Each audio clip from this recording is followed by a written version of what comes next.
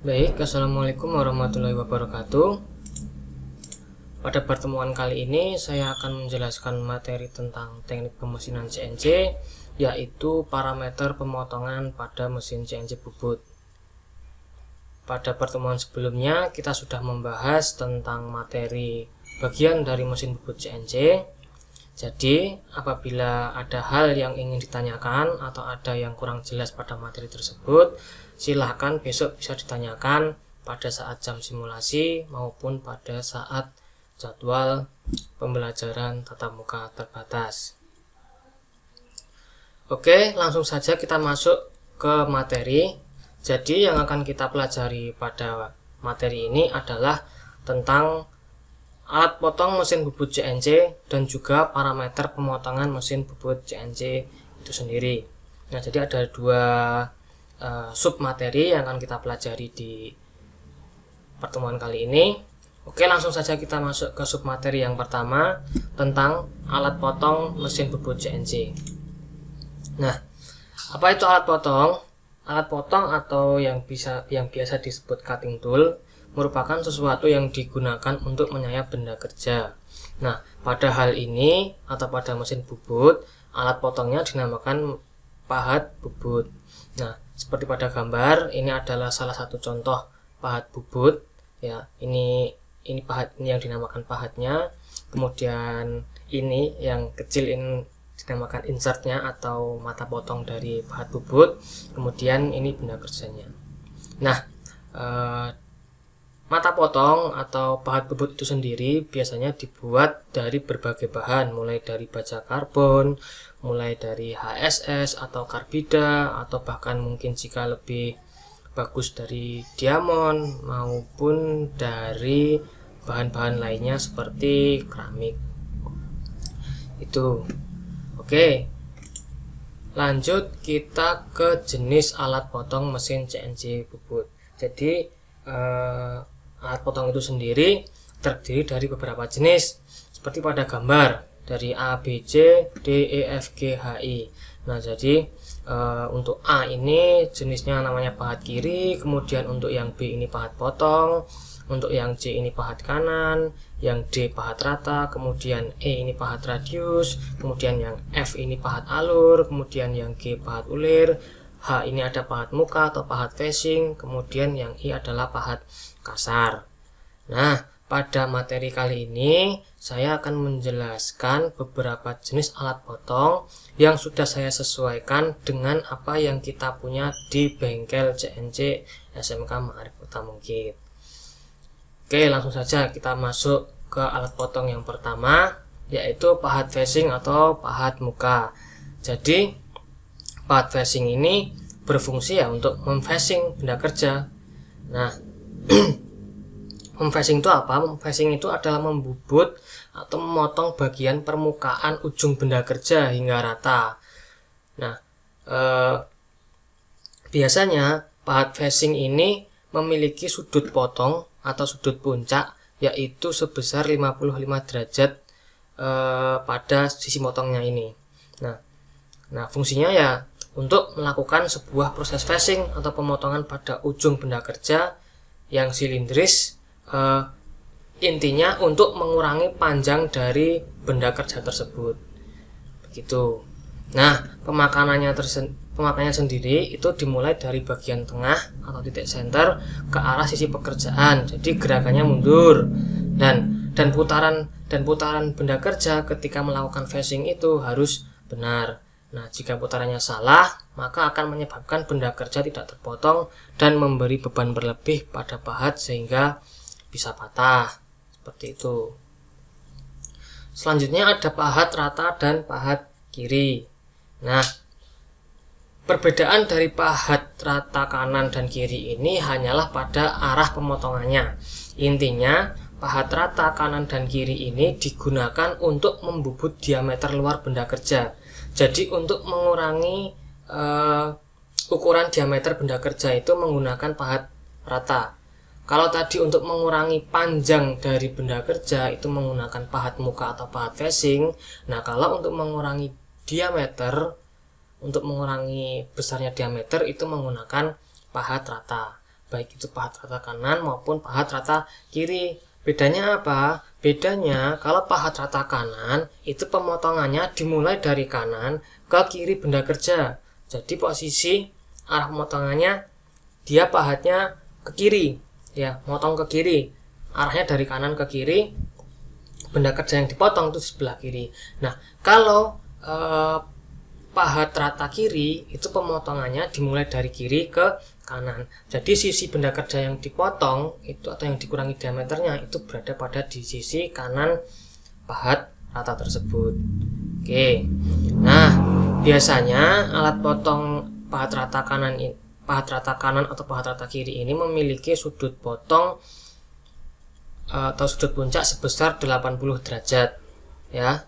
Walaupun sebenarnya ada beberapa variasi tidak 80 derajat, tetapi hampir sebagian besar relatif sama besar sudutnya dan fungsinya juga sama untuk mengurangi diameter luar benda kerja.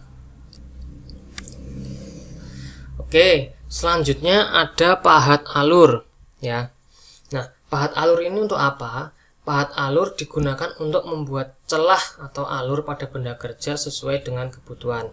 Seperti pada contoh ini, pada gambar ini. Jadi ini namanya pahat alurnya. Kemudian kita membuat sebuah celah atau alur pada sisi antara diameter kanan dan diameter kiri. Di sini kan ada terjadi celah, ada diameter kecil di sini. Nah, ini yang dinamakan alur. Nah, proses pembubutannya atau proses pembuatannya ini dinamakan proses alur atau proses grooving. Nah, alat potong yang digunakan namanya pahat alur, seperti itu. Celah ini biasanya difungsikan ketika kita akan membuat sebuah ulir. Ya, fungsinya untuk sebuah pembatas ataupun agar ulirnya tidak terlewat atau sebagainya. Intinya untuk membuat sebuah celah pada pekerjaan mesin bubut. Itu fungsi dari pahat alur. Kemudian ada pahat potong. Seperti pada namanya yang jelas, pahat potong ini berfungsi untuk memotong benda kerja, ya. Nah, pemotongan pada benda kerja ini, pada mesin bubut ini harus dilakukan dengan hati-hati, terutama ketika benda yang dipotong ini relatif panjang. Nah, ini harus dipasang sebuah senter yang dihubungkan di tailstock. Agar apa? Agar tidak terjadi getaran yang berlebih. Kalau tidak dipasang senter, pada saat pemotongan pasti bendanya bisa terlempar atau terlepas dari cekam, ataupun malah nanti pahat potongnya yang rusak atau tidak kuat.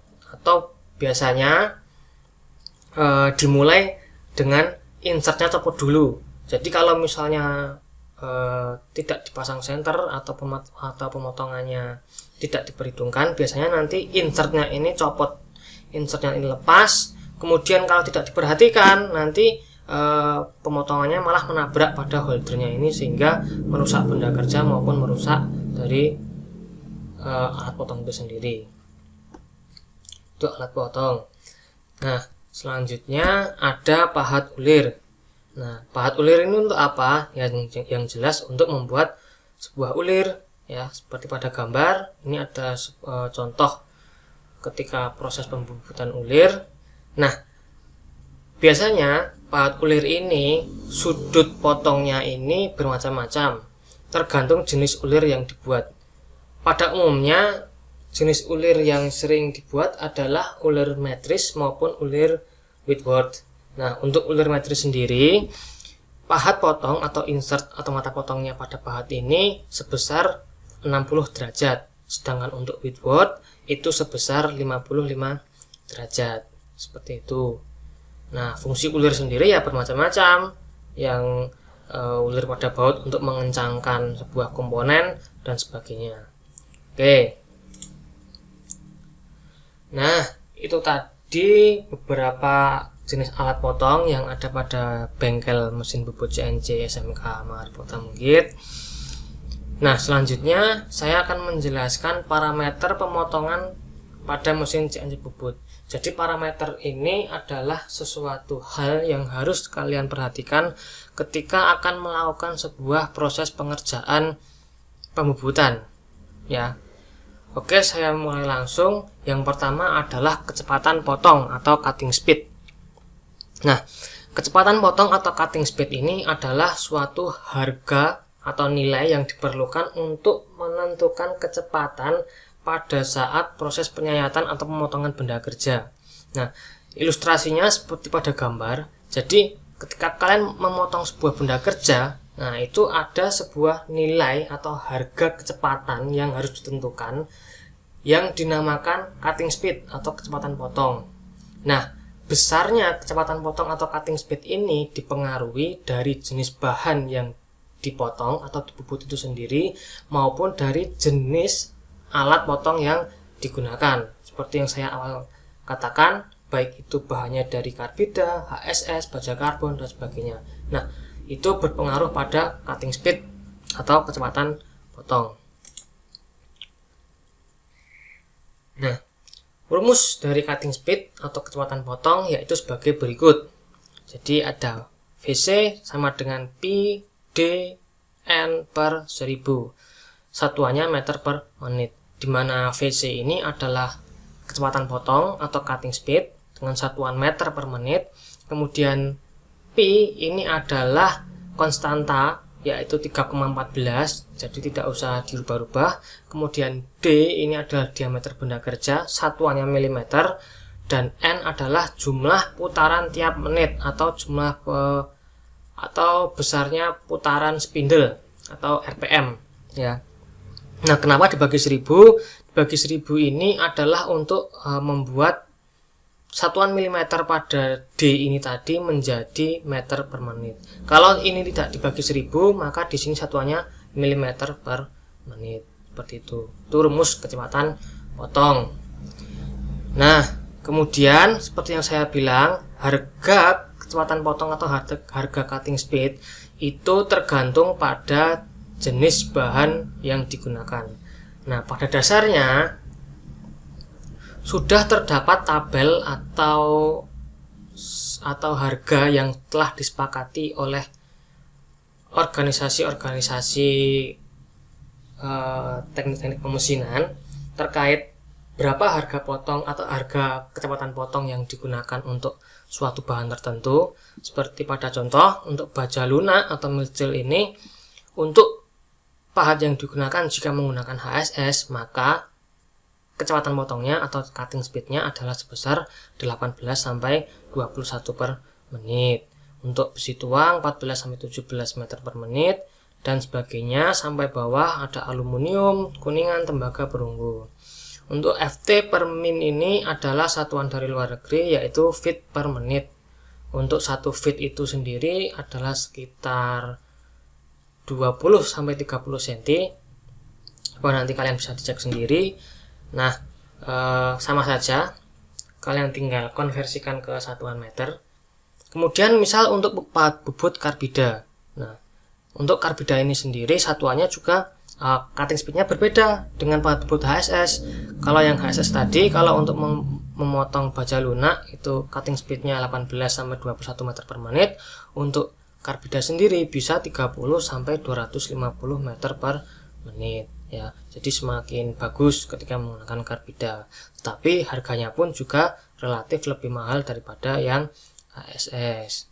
Itu untuk kecepatan potong atau yang disebut cutting speed. Kemudian kita langsung masuk ke parameter yang kedua, yaitu ada kecepatan pemakanan atau feeding. Feeding atau kecepatan pemakanan ini adalah jarak tempuh gerak maju suatu pisau atau alat potong ya. Kalau pada mesin bubut ini ya pahat bubut di dalam satuan milimeter per menit atau feet per menit ya. Jadi arah majunya itu berapa milimeter per menit, seperti itu.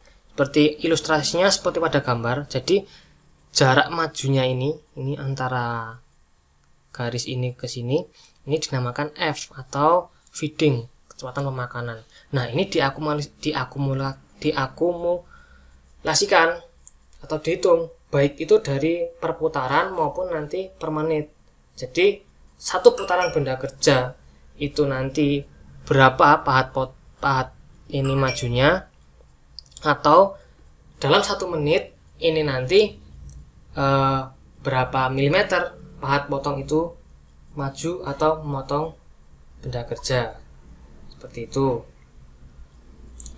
Nah, untuk kecepatan pemakanan atau feeding ini juga bergantung pada jenis alat potong yang digunakan, dan juga terdapat rumus untuk menentukan dari feeding itu sendiri. Nah, rumusnya adalah F sama dengan F kali N dengan satuannya milimeter per menit. Untuk F ini adalah besar pemakanan atau bergesernya pahat, nah, milimeter per putaran, sedangkan N ini adalah seperti pada rumus sebelumnya, yaitu putaran mesin atau RPM, rotation per menit atau putaran per menit. Nah, jadi untuk menentukan feeding atau kecepatan pemakanan itu dengan cara mengkalikan besar pemakanan per putaran. Jadi karena proses bobot itu kan benda kerja diputar. Nah, dalam 1 putaran itu pahatnya memotong berapa mili. Nah, setelah ketemu berapa mili dipotong dikalikan dengan jumlah putaran yang digunakan. Misalnya putarannya 500 rpm berarti dikali 500. Nah, ketemu nanti kecepatan feeding yaitu milimeter per menit. Nah, untuk tabel kecepatan pemakanan juga sebenarnya sudah ditentukan dari berbagai organisasi teknik mesin atau organisasi aplikasi logam. Seperti untuk material baja mesin ini berarti menggunakan kecepatan pemakanan sekitar 0,25 sampai 0,5. Kemudian untuk baja perkakas, besi tuang, perunggu aluminium ini menggunakan 0,4 sampai 0,75 mm per menit. Nah, untuk perbedaan pekerjaan kasar dan pekerjaan penyelesaian ini adalah pekerjaan kasar ini adalah roughing atau untuk mengurangi diameter secara berkala atau di awal. Nah, kemudian untuk penyelesaian ini adalah proses penghalusan atau proses finishing. Ketika benda kerja yang akan dipotong ini menyisakan sekian mili, kemudian akan di finishing, maka menggunakan kecepatan pemakanan yang sebesar pada tabel finishing. Seperti itu. Oke, lanjut ke materi berikutnya atau ke parameter berikutnya, yaitu kecepatan putaran atau RPM. Kecepatan putaran atau RPM ini adalah jumlah putaran spindle atau jumlah putaran benda kerja setiap menitnya, rotation per menit ya, RPM. Nah, jadi jika harga kecepatan potong benda kerja sudah diketahui berdasarkan rumus yang di awal tadi, maka jumlah putaran atau RPM itu bisa ditentukan ya. Jadi rumusnya RPM ini berhubungan dengan rumus dari cutting speed. Jadi kalau misalnya harga cutting speed ini sudah ditentukan, maka kita tinggal menentukan kecepatan putaran. Kalau misalnya kita menentukan kecepatan putaran, berarti kita menentukan juga harga kecepatan potong. Nah, karena harga kecepatan potong atau harga cutting speed itu sudah disepakati atau sudah ada pada tabel-tabel organisasi di organisasi fabrikasi logam atau organisasi teknik-teknik pemesinan, maka paling nyaman atau paling mudah itu kita tinggal menentukan kecepatan putaran yang digunakan. Ya, rumusnya sama, tinggal dibalik seperti rumus tadi. Jadi N sama dengan 1000 kali VC per PD, meter per menit satuannya. Untuk satuannya, nah ini untuk satuannya ini salah. Satuannya ini yang benar adalah RPM ya. Meter per menit ini adalah satuan kecepatan potong ya. Nah, jadi untuk 1000 ini menjadikan milimeter ke meter, kemudian VC ini harga kecepatan potong atau cutting speed, kemudian P ini konstanta 3,14, kemudian D ini diameter benda kerja, seperti itu. Nah, Misal ada salah satu contoh soal seperti ini. Sebuah baja lunak berdiameter 62 mm akan dibubut dengan kecepatan potong atau cutting speed 25 meter per menit. Pertanyaannya adalah berapa besar putaran mesinnya? Nah, jawabannya tinggal memasukkan rumus ini. N sama dengan 1000 kali CS atau VC ini per PD. Nah, CS ini apa? CS cutting speed. Berapa cutting speednya? 25. Kita masukkan 25. Kemudian P-nya ini dengan konstanta, tidak usah dirubah, yaitu 3,14 dikali D. Diameternya berapa? 62. Nah, dimasukkan 62. Ketemu hasilnya N sama dengan 128,415 rpm. Jadi kecepatan putaran mesinnya atau kecepatan putaran yang seharusnya digunakan itu sebesar 128,415 rpm. Atau jika bisa dibulatkan agar mudah, itu mungkin di mesin bubut pada umumnya mungkin sekitar 130 sampai 150 rpm. Seperti itu contoh soal atau contoh ketika kita akan mencari kecepatan putaran untuk menentukan atau sebelum melakukan proses pembubutan. Oke, itu dulu mungkin yang dapat saya sampaikan. Jadi untuk parameter pemotongan itu ada dua macam, yaitu dari alat potong itu sendiri dan juga hal-hal yang harus diperhatikan pada saat proses pembubutan, mulai dari kecepatan potong atau cutting speed, kemudian ada kecepatan pemakanan atau feeding, maupun dari putaran mesin itu sendiri. Oke, silahkan dipelajari materi-materi pendukung lainnya yang ada di Google Classroom yang sudah saya upload. Terima kasih atas perhatiannya. Wassalamualaikum warahmatullahi wabarakatuh.